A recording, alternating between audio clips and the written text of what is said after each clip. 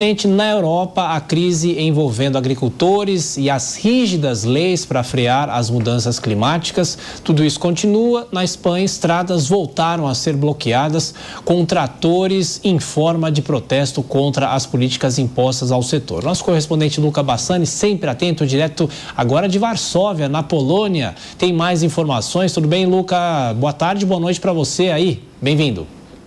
Boa tarde para você, Thiago, a todos que nos acompanham. Realmente esse drama dos protestos relacionados aos agricultores europeus continua bastante. Nós vemos que na Espanha agora várias avenidas, várias ruas na região da Catalunha, uma daquelas que também mais produz gêneros agricultáveis, teve novos bloqueios, novos protestos dos fazendeiros, muitos deles com os seus tratores. Nós vemos que esta categoria tem se colocado bastante contrária às regulamentações encabeçadas pela União Europeia, pela Comissão Europeia em Bruxelas, que buscam, através de uma maior regulamentação na agricultura, coibir as mudanças climáticas. De acordo com o que muitos dos agricultores dizem, essas mudanças, esses requerimentos, eles não são factíveis do ponto de vista prático, e isso acaba fazendo com que os preços aumentem muito durante a produção e que inevitavelmente precisam ser passados adiante ao consumidor, o que seria muito mal recebido por toda a população neste momento em que ainda há forte inflação dentro do bloco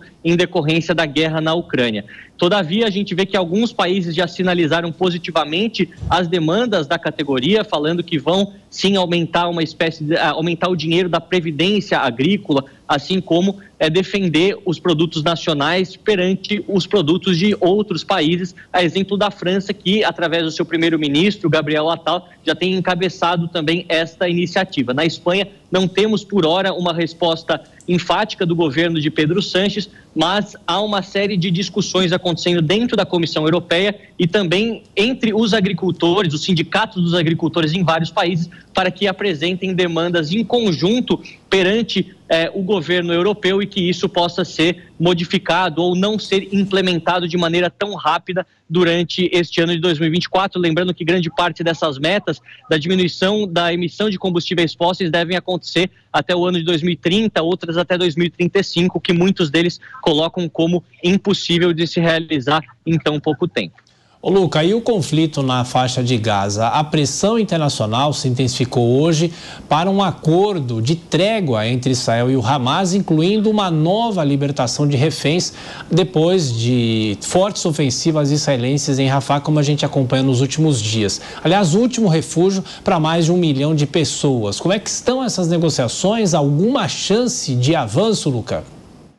Olha, Thiago, mais uma vez na cidade do Cairo, no Egito, tanto a Mossad quanto a CIA, os órgãos de inteligência do Israel e dos Estados Unidos, respectivamente, além, é claro, de diplomatas do alto escalão do Catar, têm discutido a possibilidade de um novo cessar-fogo perante essa pressão que tem crescido das potências ocidentais para que Israel não invada de maneira definitiva a região de Rafah, que, como você bem colocou, é uma cidade grande na fronteira entre a faixa de Gaza e o Egito, e o último refúgio para mais de 1 milhão de pessoas que se deslocaram da cidade de Gaza, também da cidade de Khan Yunis, buscando uma localidade mais tranquila. Israel, como eu disse, está disposto a escutar as propostas, mas irredutível quanto a implementá-las, porque eles acreditam que esta guerra só termina com a eliminação completa do Hamas, inclusive os outros 7 batalhões do grupo que precisam ser eliminados, na visão do primeiro-ministro Benjamin Netanyahu, além da própria questão da libertação de reféns, que é do interesse nacional, mas ao mesmo tempo tem encontrado dificuldades de se ter alguma garantia de que todas essas mais de 100 pessoas estão vivas, estão em bom estado de saúde, o que justificaria uma pausa nas hostilidades por tantas semanas e também a libertação de prisioneiros palestinos, aí isso em prisões israelenses, já que isso faria parte do acordo também. Nos Estados Unidos, a gente vê que grande parte dos altos diplomatas, principalmente Antony Blinken e outros setores mais próximos da questão palestina, tem pressionado o governo para que possa dissuadir Israel dessa invasão completa de Rafah, porque muitos acreditam que seria uma tragédia humanitária sem precedentes, dado o alto volume de pessoas que vivem por lá e a alta densidade demográfica nessa região do mundo durante esse período de guerra em que houve um deslocamento de quase 2 milhões de pessoas. Ô Luca, eu sei que você está de malas prontas, aliás, já está na Polônia, quase chegando na Ucrânia, você vai fazer uma série de reportagens aqui para a Jovem Pan. Como é que é o seu roteiro até chegar lá? Quando você deve chegar? Olha, Thiago, hoje eu cheguei aqui pela manhã em Varsóvia, capital da Polônia, uma das únicas maneiras de ir para a Ucrânia, considerando que o país continua com o espaço aéreo fechado, então o voo foi até a Polônia e todo o resto do trajeto será pela via terrestre. Irei de ônibus amanhã até a cidade de Lviv, um trajeto que em quilometragem não é tão longo, são 450 quilômetros, mas vai demorar mais de 10 horas por conta das altos controles fronteiriços feitos tanto por poloneses quanto por ucranianos, e depois, a partir de lá, seguirei para outras regiões do país mais afetadas, irei para a capital Kiev, irei também para Kharkiv, Zaporídia, Dnipro, todas cidades ainda sob o controle ucraniano, mas que foram severamente afetadas pelos bombardeios russos por esses 2 anos de guerra, além, é claro, dessa dificuldade dos ucranianos de se colocar para os seus aliados europeus como uma resposta militar viável durante esse período em que não há nenhum tipo de mudança territorial, e os resultados mostrados por Volodymyr Zelensky acabam frustrando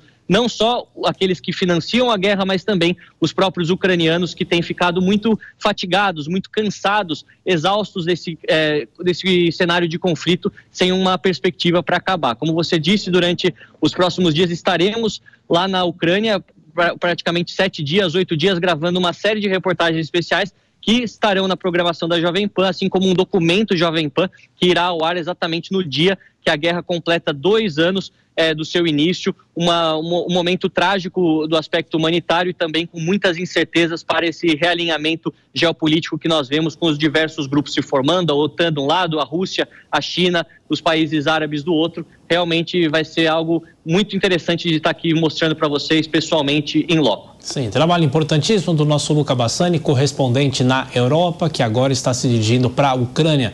Bom trabalho, Luca, até mais tarde no Jornal Jovem Pan. Inclusive, queria passar a palavra para o comandante Farinaz, o nosso decano aqui nessa mesa de hoje, que tem, claro, intimidade nesses assuntos internacionais, e a gente vem falando muito sobre a questão do Oriente Médio. Será que essa ação de Israel em Rafah pode favorecer uma precipitação desse fim da guerra, ou o senhor não acredita nisso? Olha, Tiago, é bastante difícil. A gente vê que o Netanyahu, ele está apostando nessa ação, tanto que ele é indiferente às pressões americanas. E eles têm recebido muita pressão do governo Joe Biden nos Estados Unidos. Agora, a questão toda é a seguinte, né? Se o Netanyahu aposta tanto nisso, né, ao ponto de relevar as pressões que prejudicam bastante Israel, é que talvez ele saiba de coisa que nós não sabemos, né? Provavelmente, né? Exatamente. Porque o que acontece é o seguinte: a aposta de boa parte dos analistas militares é que Israel tem um problema sério para resolver ali na faixa de Gaza, né? Mas se o Netanyahu ele está indo em frente, pode ser que ele tenha enxergado a luz no fim do túnel em virtude de alguma coisa que o exército disse para ele, né?